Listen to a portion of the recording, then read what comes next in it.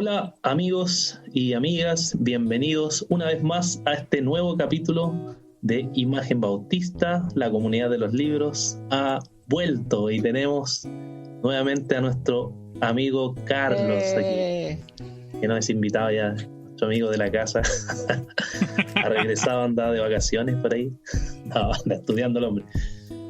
Así que qué bueno que esté nuevamente de vuelta y él nos va a estar pronto hablando de un nuevo libro. Así que antes de ir directamente a este libro, vamos a decir que nos salude nuestro hermano Franco para saber cómo está. Hola, súper bien aquí, contento porque una vez más tenemos de vuelta al tercer mosquetero, a nuestro hermano amigo Carlos, así que bien contento y qué mejor que volver hablándonos sobre un libro, así que muy bien, contento.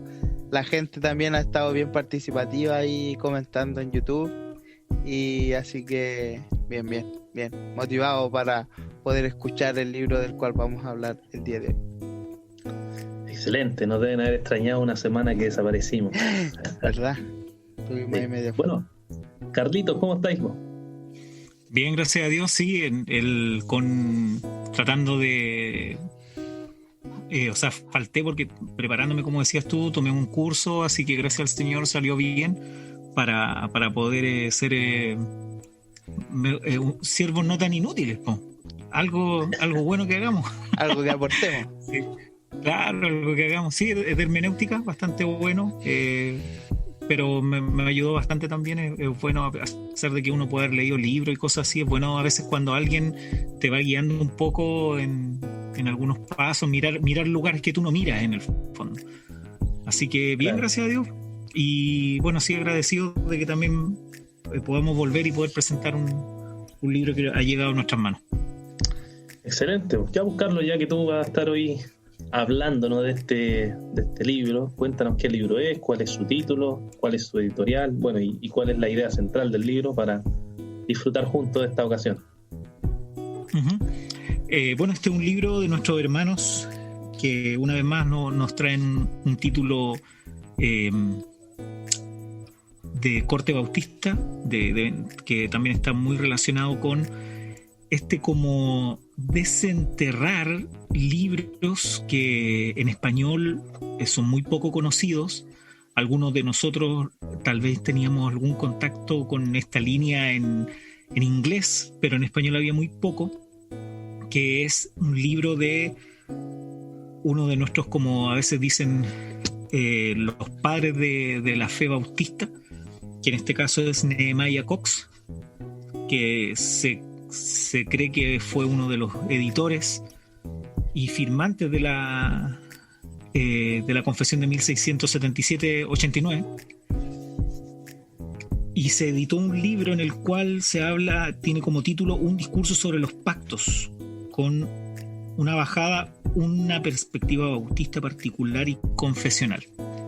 Fue editada por nuestro hermano Jaime Caballero con un libro que es de esa época, el cual Nehemiah Cox escribió para poder explicar un poco cuáles eran las bases de la teología del pacto bautista, analizando principalmente el pacto, bueno, partiendo del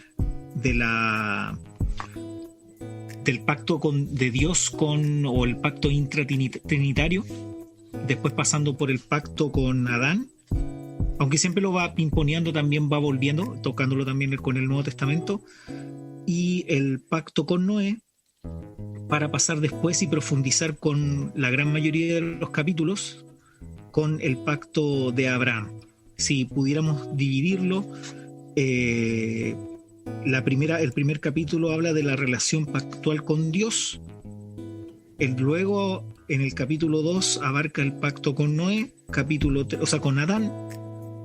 Capítulo 3, pacto con Noé. Y desde el 4 hasta el último capítulo, o sea, la mitad del libro, es un análisis del pacto abrahámico, con su distintivo bautista, por supuesto. Claro.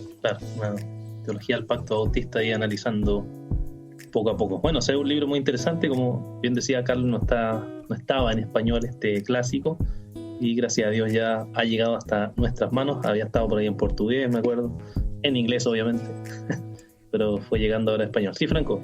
A mí me gusta el título en inglés, porque es largo, bueno, como era propio de la época, pero también porque también anuncia de qué va el contenido, que un poco ya lo dijo, bueno, bastante ya lo dijo Carlos, que se llama Un discurso acerca de los pactos que Dios hizo con los hombres antes de la ley. ¿Cierto? Como dijo queda, ya. pero No va a estar Moisés, por si acaso. Al tiro anuncia ahí hasta ahora. Así que eso. Sí.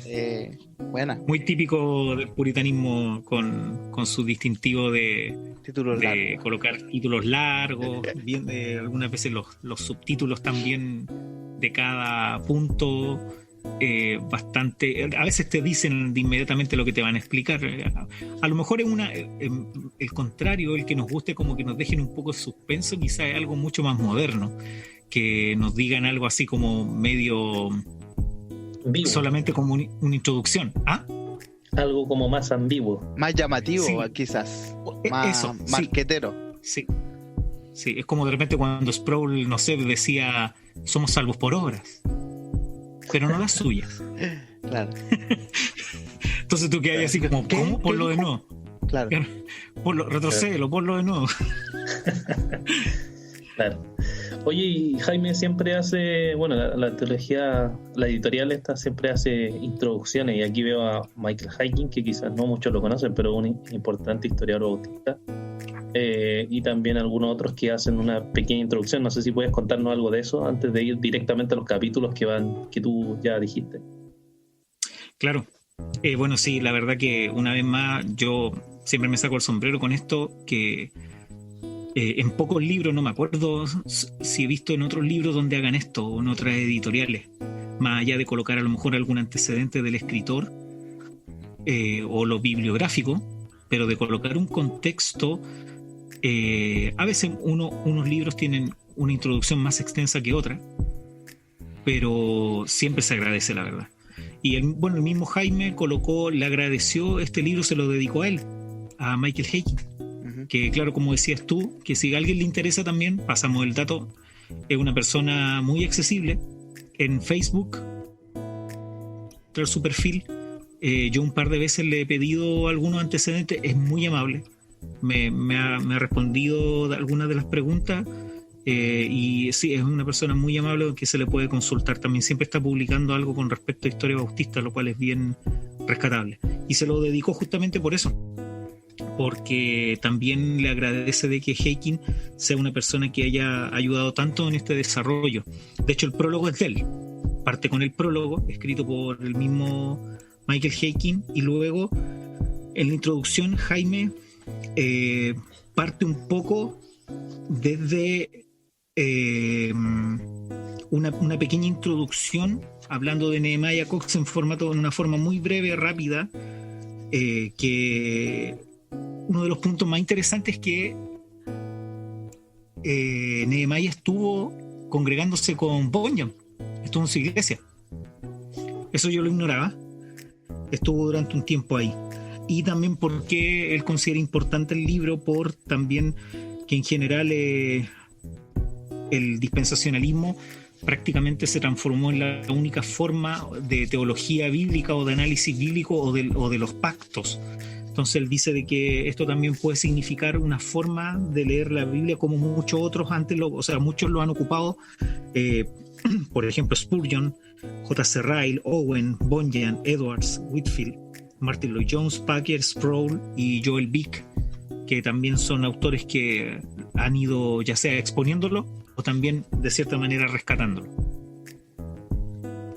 Y luego de esa como pequeño preámbulo pasa una introducción de Richard Barcelos, donde se hace una pequeña como introducción a lo que es el pacto de obras, y luego una pequeña definición de lo que es el pacto de gracia, avisando un poco, dando como un avance de qué es lo que va a hablar Cox. Ese es como breve, son un par de páginas. Y luego ya a partir de un escrito, de un artículo de Sam Renihan, se inserta todo lo que es la vida de los Cox, porque en este texto se parte con la vida primero de su padre, que es Benjamin Cox. Así es. Que él fue formado, por supuesto, para ser ministro de la Iglesia de Inglaterra, y también desde temprana edad empezó a perfilarse su hijo Nehemiah para también tener una formación académica, ya que Benjamin Cox se formó en Oxford, y me parece que William, no me acuerdo dónde lo vi, me parece que él también estuvo ahí estudiando Nehemiah. Y luego, bueno, pasa contando un poco las vicisitudes que vivió Benjamin Cox con todo el contexto de la turbulencia de la época, el asunto de conformarse a ciertas formas de liturgia, y de a poco él fue también resistiendo un poco todas estas imposiciones, pero me da la impresión, por lo que yo fui leyendo, y también, bueno, lo toca en cierta manera, Benjamin Cox trató de ser bastante prudente en las formas en las cuales se iba, decía sus puntos de vista, pero al mismo tiempo trataba de no ir necesariamente al choque, sino que declaraba que habían cosas con las cuales no estaba de acuerdo, y que después, a la larga, a la postre, se declaró ya como una persona que estaba fuera del sistema de la Iglesia de Inglaterra.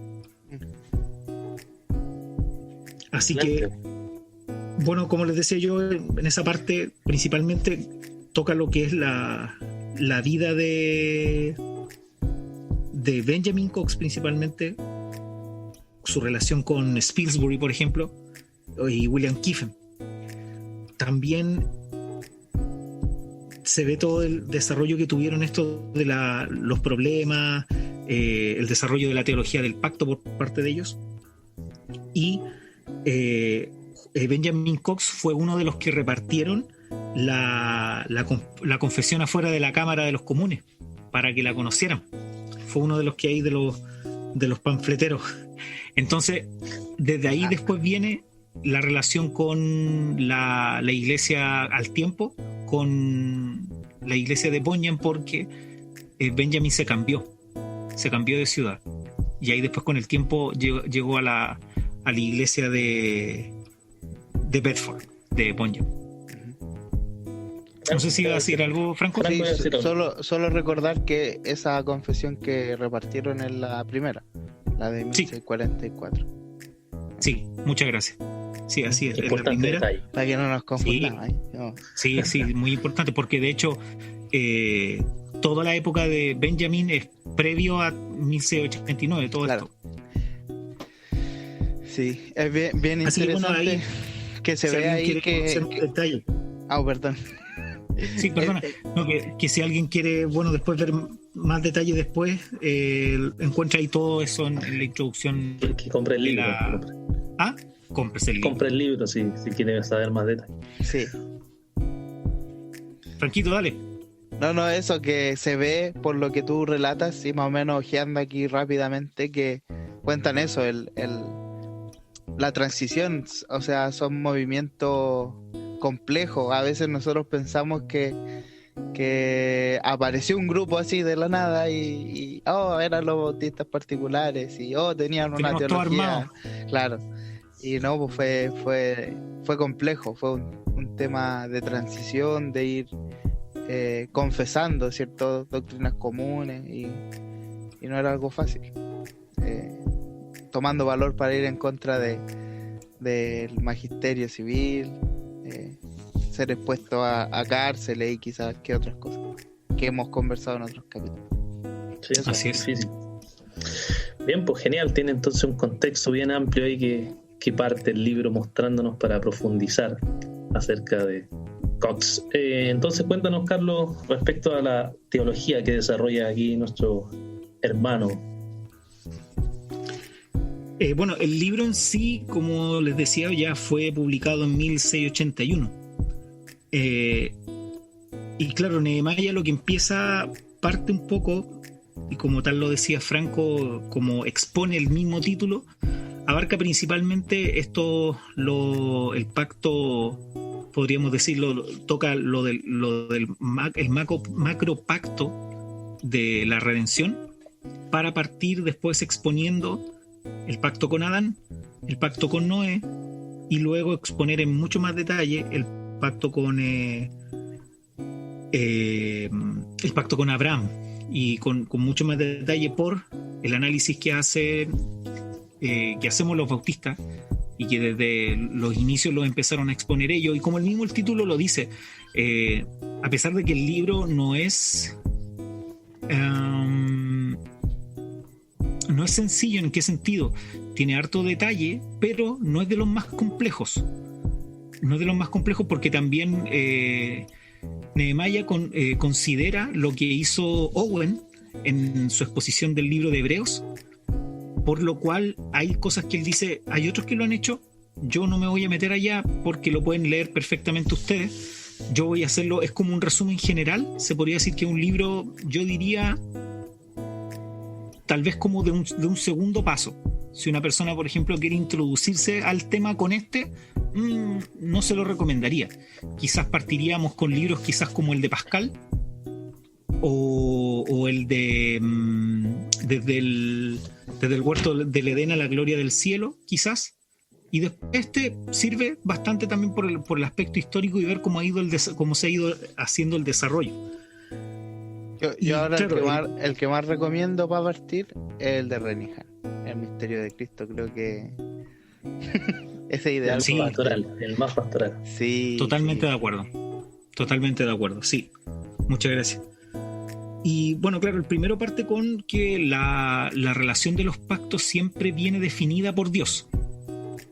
Dice que tiene que estar basada en la revelación bíblica, y se basa también en que hay que ir considerando de que Dios no revela todos los pactos de una sola vez, ni un pacto incluso hace notar que aunque a veces Dios decía ya, voy a hacer el pacto contigo, pero no le revelaba el pacto totalmente. Incluso después lo volvía a repetir porque les daba detalles a las personas con los cuales los ponía como cabeza o como representante. Y que, por supuesto, a pesar de que este pacto, cualquiera de ellos, parte con Dios, siempre exige lo que sale una palabra que a veces no se ocupa casi nunca, que es la palabra restipulación. Que la palabra restipulación es que Dios da el pacto y espera de vuelta una respuesta del hombre frente a esa verdad, que no necesariamente tiene que ver con que la persona si no lo lleva a cabo lo anule, sino que es lo que Dios demanda. Lo que Dios demanda en ese pacto, lo que le exige al hombre para llevar a cabo. Eso es lo que se denomina a veces como restipulaciones, como se podría decir como la respuesta buscada. Por supuesto, también el hombre, nunca el hombre es el que entra en pacto con Dios, sino que Dios toma la iniciativa y es él el que entra en el pacto con el hombre. Él lo llama, él le dice, estas son mis condiciones, y parte con ello.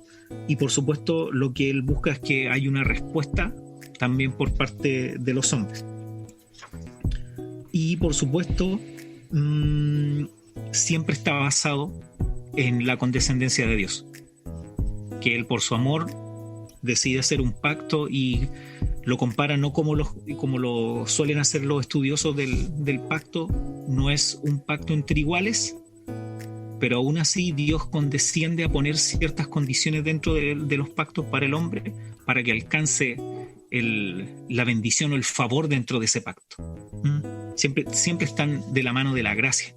Nunca es un opuesto total, en el sentido como a veces se tiende a ver dentro de algunos análisis equivocados, que es la gracia versus la ley. No, siempre están de la mano de la gracia. Y porque Él condesciende a hacer un pacto con nosotros. Y hay una definición que Él pone que dice que es una declaración de su soberano placer respecto a los beneficios que les concederá, la comunión que tendrán con Él y el modo y los medios por los que esto será disfrutado por ellos. Esa sería como también la parte de lo que nosotros recién dijimos que es la restipulación. Claro. Aquí tengo rayada igual esa misma definición en mi librito. Definición pactual. Claro. Él también pone de manera que siempre trata con alguna persona pública el pacto, pero nunca lo limita a él. ¿Cierto? El pacto era con Adán, lo hace con él, pero nunca es limitado a él. Ninguno de los pactos siempre tiene que ver con representatividad. Con una representatividad que va a afectar a muchos más personajes que lo que ese mismo individuo recibe de manera directa. Eso podríamos decirlo en forma cabeza federal. Así es. La posteridad también. Así es, muchas gracias. Y por supuesto después, desde el capítulo 2, es donde entra el tema del pacto con Adán, cómo Dios creó al hombre recto, perfectamente, con una humanidad perfecta, ¿cierto? Sabemos a lo que nos referimos, que no solo Dios es perfecto, y que en este pacto estaba, por supuesto, considerada que la ley estaba en el corazón de Adán porque era perfectamente concordante con su creador antes de la caída, estamos hablando, ¿cierto? Y era capaz de, aunque mutable, como sabemos, era capaz de cumplirla y llevarla a cabo por su naturaleza. Y por supuesto que fue una ley que estaba vigilada por una sanción en la amenaza de la muerte por transgresión. Y al mismo tiempo tenía la promesa de una recompensa eterna a condición de su perfecta obediencia. Bueno, también se hace el análisis de el uso sacramental del árbol de la vida, que se le llamó porque fue instituido por Dios como señal y promesa de esa vida eterna que Adán habría obtenido por su propia y perfecta obediencia a la ley de Dios.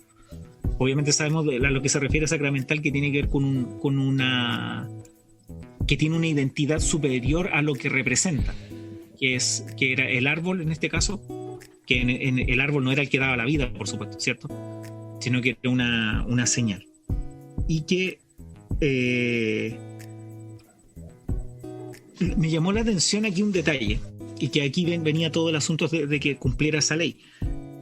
Dice de que en la parte cuando Dios dice, luego que come el fruto, dice, he aquí que el hombre se ha hecho como uno de nosotros. Como que el autor, Nehemiah Cox en este caso, dice de que esta expresión es como una forma irónica de expresar el suceso que produjo el haber comido este fruto, el desobedecer, que, entre comillas, por la promesa de la serpiente, ¿sí? Que iban a ser como Dios. Entonces, he aquí el hombre es como se ha hecho como uno de nosotros, lo que en realidad no era, porque había pecado al comer el fruto, pero la serpiente le había prometido eso. Entonces dice que es como un reproche santo. Interesante. Me llamó la atención ese detalle. Y por supuesto ya no, aunque tratara de hacerlo, ya no podría cumplir el pacto que había sido quebrantado por el hecho de comer el fruto prohibido, y aunque tratase de hacerlo ya no se podía. Ya no se podía, porque ya se había transgredido todo lo que significaba esa transacción, ese pacto, aunque tratara de hacerlo, porque no tenía misericordia, entre comillas, ese pacto, de echarlo para atrás o tener alguna expiación.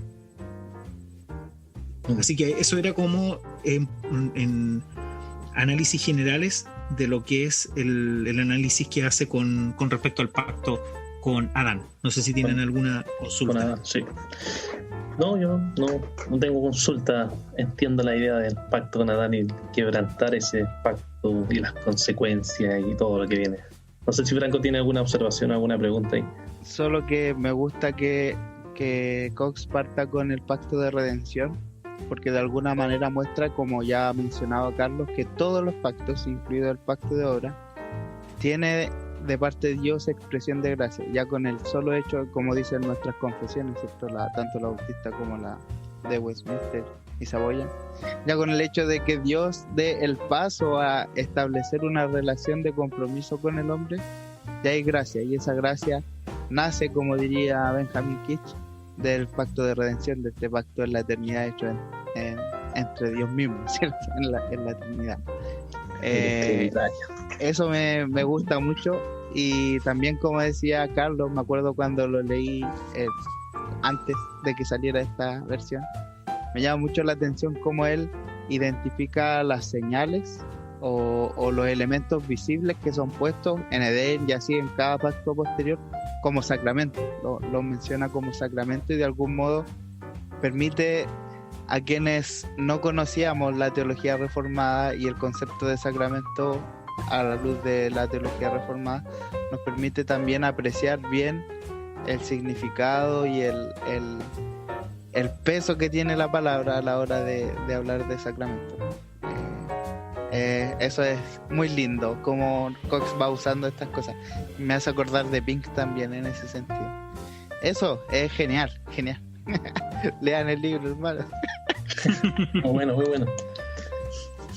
¿Qué más, Carlos? ¿Qué más nos dice? ¿Qué más nos cuenta? Claro, lo interesante de que con respecto, solamente para terminar el punto del pacto con Adán, al final hay un punto donde dice el estado y la condición de la posteridad de Adán. Y dice, por supuesto, que todos nacen con el pecado original. En el pecado original están bajo un pacto quebrantado, bajo la obligación de una ley. Y lo interesante que dice que, sin embargo, estamos bajo un aplazamiento, bajo una dispensación de bondad y misericordia. A pesar de eso, ¿sí? Lo cual es muy bonito, para levantar de nuevo a toda la humanidad en un estado incorruptible. Notable. Ahí después pasamos al pacto de Dios con Noé, donde nuevamente aunque debemos ponernos, como se dice, en los zapatos, no había ninguna ley escrita, ¿cierto? Sin embargo, los oráculos de Dios siempre se entregaron de alguna manera. Parece que igual podían se transmitían verdades, porque se ve el asunto de la entrega de sacrificios de animales, cosa que uno podría decir sí es cultural, sí, puede ser, pero de alguna manera alguien se los dio. Es el problema, porque el asunto era que ellos sabían de que si hacían eso podían agradar de alguna manera o aplacar a Dios. Entonces, claro, no puede venir solamente de un aspecto meramente cultural, sino que había una consecuencia de eso, pero que también había, y el otro detalle, no solamente el asunto del sacrificio en sí, sino que también que habían animales puros e impuros. Claro, entonces una distinción ahí. Ya estaba ese análisis, ya estaba esa revelación, de alguna manera. Por supuesto que no, como dijimos delante, no brillaba de la misma manera, en el sentido de ¿no es cierto?, la senda de justos como la luz de la aurora, en el sentido tal vez de la revelación, el caminar, claro, lo que Dios iba entregando. Y también pone de una manera muy bella el asunto del famoso personaje Enoc, de cómo él es el séptimo después de Adán, y lo pone en un paralelo de una, como si fuese una parábola, el cual el séptimo iba a descansar de estar ahí en medio de la humanidad de mano de Dios. una joyita. O sea, Dios tomó este séptimo para que descansase. Se lo llevó. En un sentido, era una figura especial de Cristo y su traslado prefiguraba la entrada de Cristo en el cielo como un precursor para nosotros. Una lagrimita.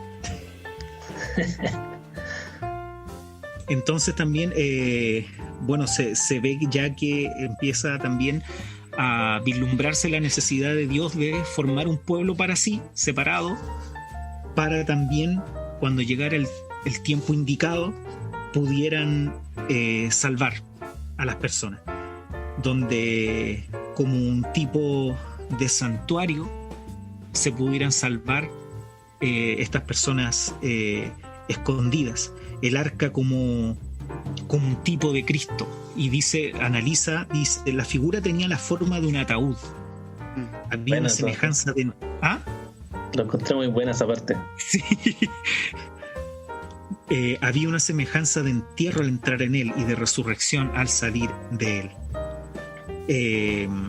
Noé le es pedido que la calafateara, que es una metáfora a una palabra similar que tiene que ver con expiar o hacer expiación. El pecado expiado es borrado y no se recuerda más al pecador. La referencia típica del arca que debía prefigurar la salvación de la iglesia a través de la expiación del pecado y la redención hecha por la muerte de Cristo. También muchas veces Cox pone este asunto de la iglesia en todos los tiempos. No recuerdo haber leído que lo explique, sino que me da la impresión de que lo da por entendido de que todos los salvos pertenecen a la iglesia en todos los tiempos. Sí, da la impresión que lo da por sentado solamente. Que las personas que leen ya entienden eso. Es que es un firmante de la confesión de 1689. Es como, ¿todos lo sabemos? Sí, todos lo sabemos. Todos lo sabemos. Todos lo sabemos, sí. Es bien importante esa observación que hacen, de que lo da por sentado. Porque hoy día pareciera que lo que se da sentado es todo lo contrario, que la iglesia es solo del Nuevo Testamento. Influencia de algún lugar. No sabemos de dónde. Tan. ¿De dónde será? Sí, eso. Y bueno, también dice que este es el primer lugar donde se habla explícitamente de un pacto. Todos los demás, me refiero a que Dios dice, voy a hacer un pacto. Uh-huh. Por supuesto sabemos de que no es que los otros no sean pactos, sino que en el sentido de la forma explícita, ¿ya? No sale la palabra pacto. La palabra. Claro, exacto. Sale entonces, claro. Este pacto se hizo con él con miras a ese designio misericordioso de la redención del hombre revelado antes. El que Génesis 3:15, ¿cierto? Para allá apunta.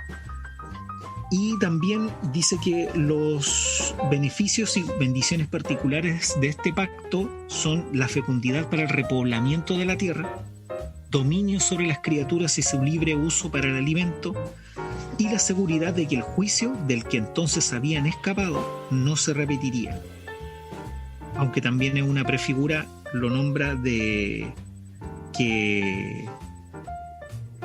un juicio divino total, verdadero, definitivo también. Bueno, también se hace un análisis de lo que es la Torre de Babel, la confusión de la lengua, y aquí hay una parte muy interesante donde dice: y es muy probable que Nimrod, el poderoso cazador, fuera uno de los principales responsables del asunto. Entre paréntesis, ya que la deserción de la verdadera religión y la opresión tiránica suelen ir de la mano. Eso fue como un piedrazo, lo tiró como entre medio. Para la época, y para todos los tiempos. Ok, voy a hablar de teología, pero igual voy a tirar una piedra entre medio. Entonces, Siempre. Sí. Y también un análisis al final dice, con respecto a esto lo pone dentro del análisis de Noé, el asunto de la Torre de Babel y el esparcimiento de los hombres en las naciones. Dice que, claro, sí, una especie de excomunión. Interesante. y una fortificación natural de un muro de separación por el cual las naciones fueron excluidas de los privilegios de la iglesia. Entonces se abrió una puerta para el surgimiento de la luz a los gentiles por el don de lenguas en Jerusalén, por el cual los apóstoles y los profetas del Nuevo Testamento fueron capacitados para predicar el evangelio a todas las naciones en su propia lengua. Ahí el anti-Babel, ¿no es cierto? Claro. Claro. La eliminación de la confusión. Oye, también es interesante que a mí gracias a la teología del pacto, gracias a Dios, yo he aprendido a valorar la historia, o en realidad el tema del pacto con Noé, porque de algún modo es la base no solo para los beneficios de los creyentes, sino que es la base para sustentar esta idea de la gracia común, o de que Dios sostiene a toda la creación porque es fiel a sí mismo. Y un poco se condice con lo que decías tú, que Cox menciona de que está pasando por alto o retrasando el juicio en mira de lo que iba a ser hecho en Cristo, evidentemente. Pero me llama mucho eso la atención, que Dios haya vuelto a mencionar la orden que le había dado a Adán en Noé, pero ahora él dice: yo sé que ustedes tienen un corazón malvado, yo sé que ustedes son pecadores, pero yo no los voy a volver a destruir de esta forma. Lo encuentro maravilloso. Bondad tras bondad tras bondad. Eso. Excelente, muy bien. Sí, muy interesante. Y la gracia común no está el término, pero ya estaba ahí sin duda en el pacto de Noé, evidentemente. Bueno, aquí se viene entonces el pacto con Abraham. Aquí está la clave. Sí, pero antes tenemos un mensaje. ¡Chan! Un mensaje oculto. ¿Cuál es el mensaje oculto? Un mensaje oculto. Para todos quienes habían estado esperando, llegó el día. Llegó el momento. Carlos llegó no solo con tema para podcast. Llegó con una bolsita llegó roja. Claro, como viejito. ¿Cuál viejito pascuero? Hermanos y hermanas, oyentes, este episodio nos servirá para anunciar un nuevo sorteo, un sorteo que vamos a hacer de precisamente este maravilloso libro que ustedes están viendo en pantalla, de El discurso sobre los pactos. Y para poder participar en este sorteo necesitamos que nos envíen un mensaje, de nuevo, ya sea a Instagram, a Facebook, mencionando 2 firmantes de la Segunda Confesión de Londres de 1677, publicado en 1689. Nos dejan ahí si quieren comentarnos qué episodio también les ha gustado, etcétera, etcétera, y son bienvenidos. Pero para participar, 2 firmantes de la confesión, de la Segunda Confesión de Londres de 1677. Así que ahí ya saben, participen. ¿Hay algo más que decir respecto del sorteo? ¿Que es solo para Chile? Sí, solo para Chile, y para solventar un poco, ayudarnos también económicamente, si se lo gana y es de otra región, que lo más puede ser muy probable, se enviaría por pagar. Eso es todo. No el precio del libro, sino que el transporte. Sí. Del envío. Sí, el que recibe paga ese envío por pagar. Sí. Así que eso, hermano. Continuemos entonces con este excelente libro, y ahora se viene Abraham. Claro, luego, desde aquí en adelante, el libro solamente se centra, aunque haciendo siempre referencias y análisis con respecto al Nuevo Testamento, analizando también varios puntos. Por supuesto no vamos a analizarlos todos, porque si no, no terminaríamos nunca, y lo bueno que usted tiene que leer el libro. Claro, claro. Entonces aquí se introduce el tema de Abraham. Es el primer hombre en el mundo al que se le dice que Dios se le ha aparecido o ha visto. Y también a Dios le agradó señalar a Abraham para que le siguiese y hacerlo cabeza de todos los futuros pactos con los hombres. Es la declaración que hace O sea, asumo que él considera que todos los demás pactos tienen como cabeza, por supuesto, hablando desde lo humano, a Abraham. Y aquí también hay un análisis muy bonito comentando también lo que hace poco mencionó Franco, que es imposible quitar la gracia incluso en este punto. ¿Por qué? Porque Abraham tenía dos problemas. Uno, no era una persona eminentemente santa, aunque él, por supuesto, al parecer solía nadar en contra de la corriente del mundo en cierta medida. A veces. Y el otro, que su esposa era estéril. Entonces el papel de la gracia está como de entradita. Y por supuesto, desde el inicio del análisis, Cox declara de que es padre tanto de los verdaderos creyentes como el padre y la raíz de la nación israelita. No que hayan dos pactos como lo hemos dicho otras veces, sino que es un solo pacto con él, con su descendencia natural y también con todos los creyentes o nacidos de Dios que iban a imitar la fe de Abraham. Desde ahí empieza todo el análisis donde la gracia y las bendiciones del nuevo pacto fueron dadas y aseguradas a Abraham primero para sí mismo, pero la promesa no termina en él mismo, sino que también transmite la bendición a muchos otros a través de una relación con él como sus hijos.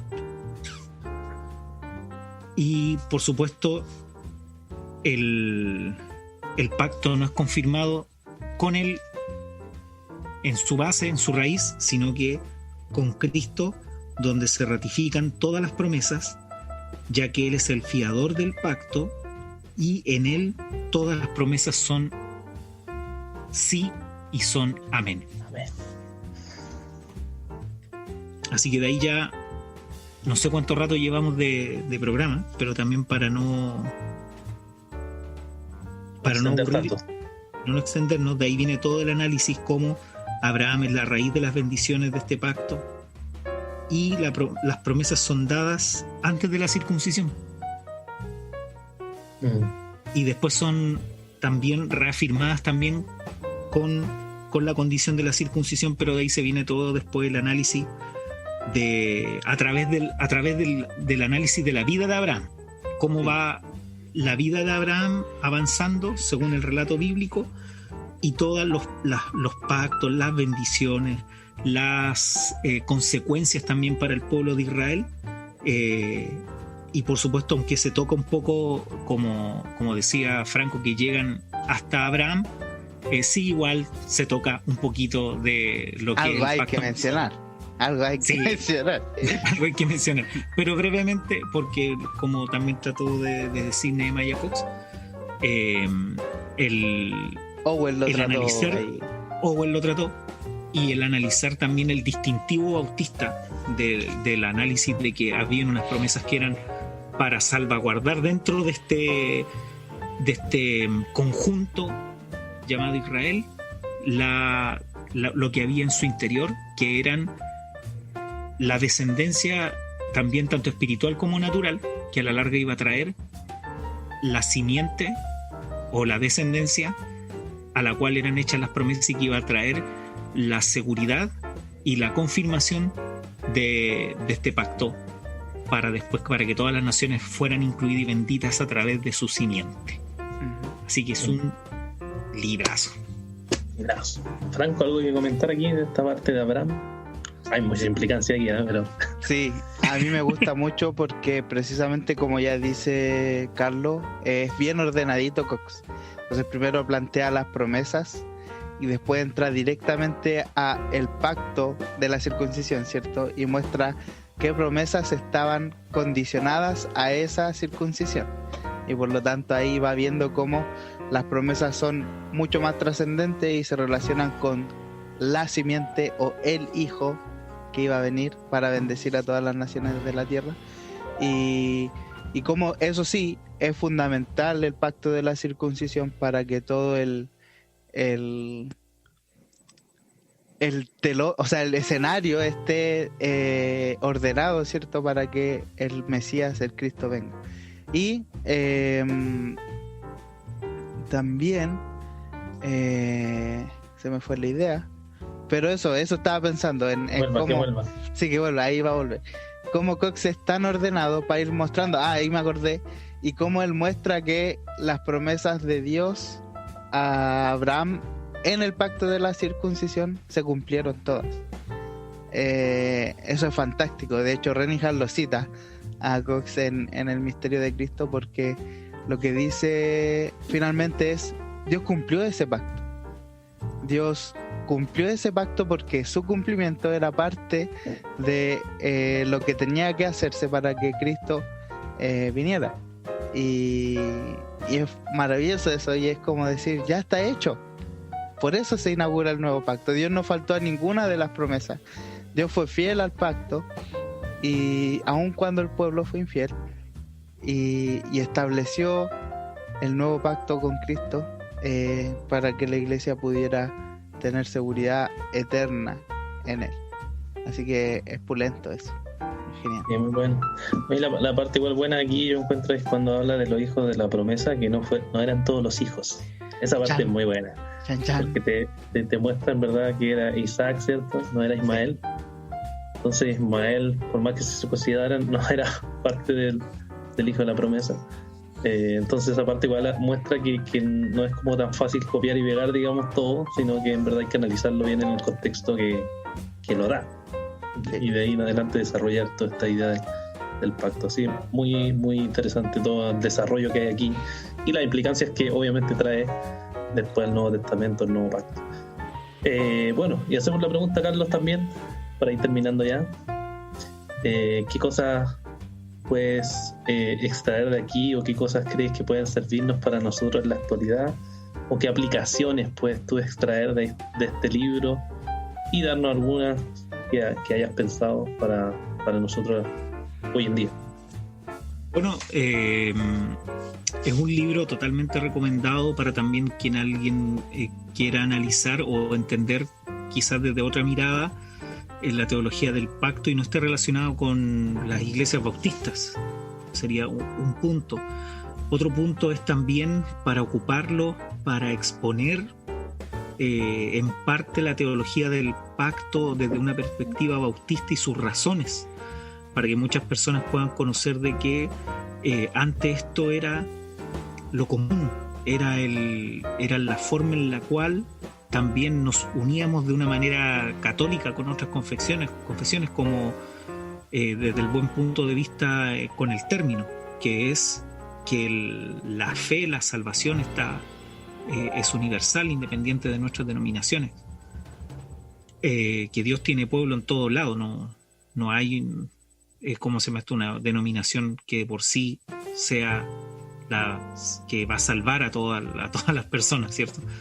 Claro. Y que eso es como lo general también, para a veces, no quiero decir que es para como acabar con el dispensacionalismo, sino que es un análisis de una exposición para que se pueda entender por qué los bautistas tenían estas perspectivas, de la mano con otras confesiones, y que era lo que confesaban comúnmente. Una de las cosas que confesaban que era el análisis de una teología bíblica que no fuerza las escrituras y que encuentra totalmente concordancia con lo prometido y lo cumplido. Eso lo vería a grandes rasgos para poder ocuparlo. Y como decía Franco también, uno de estos libros que están relacionados con algunos que los ocupan para hacer una teología o libros de teología del pacto más extensos, con más detalles, pero no deja de ser un libro muy importante, muy importante. Muy bien, gracias Carlos por el esfuerzo del resumen de este libro en esta ocasión. Dejamos entonces invitados a todos nuestros hermanos que lo puedan comprar en la editorial. No sé si pueden conseguir vía digital y vía papel, ¿cierto? No sé si digital, pero sí yo he visto ya parece que todavía no. Ajá. Yo he visto Me parece que todavía no. varias librerías que aquí en Chile, en online, librerías Claro, virtuales Facebook. que la están vendiendo. Eso. Sí, por Facebook lo pueden encontrar también. Bien. Entonces, palabras finales para despedirnos, Franco, y luego Carlos, si quiere despedirse. No, invitar a los hermanos a poder leer este tipo de literatura, este libro en particular y también este tipo de literatura, porque nos ayuda a ver cómo la Biblia está unida de tapa a tapa y cómo toda la Biblia es para la iglesia y todas las promesas que hay en ella son para la iglesia y son útiles para el creyente. Así que eso, síganos escuchando, van a venir más sorpresas, más sorteos, así que no se olvide del que anunciamos hoy, participe y escríbanos si quiere, comparta si le parece que puede ser de edificación. Que estén muy bien. Excelente, Carlos. Bueno, contento de poder estar de nuevo con ustedes conversando. Regresar. Regresé. Y esperamos también después tener más presentaciones de libros. Sigamos formándonos, sigamos siendo de bendición también para nuestras comunidades. Y si pueden adquiéranlo también si quieren conocer más de esta perspectiva. Y a lo mejor también quizá hay muchos hermanos que han encontrado también en la teología del pacto desde la perspectiva bautista una respuesta también desde el credo bautismo. Y independiente a lo mejor incluso si es que no llegaran a adoptar totalmente los distintivos bautistas, pero les hace sentido. Hay muchos hermanos que me han compartido por lo menos personalmente eso cuando he conversado con ellos de este tipo de título, y me alegra que ya muchos estén adquiriendo ya este tipo de material, así que genial. Muy bien, gracias a nuestros hermanos y hermanas auditores que nos pueden acompañar hoy una vez más en nuestro capítulo. Esperamos vernos en la próxima ocasión, así que gracias por acompañarnos y, como decían mis hermanos, participen en el concurso y que Dios quiera que ganen. Así que nos vemos la próxima, si Dios quiere. Adiós. Chao. Nos vemos.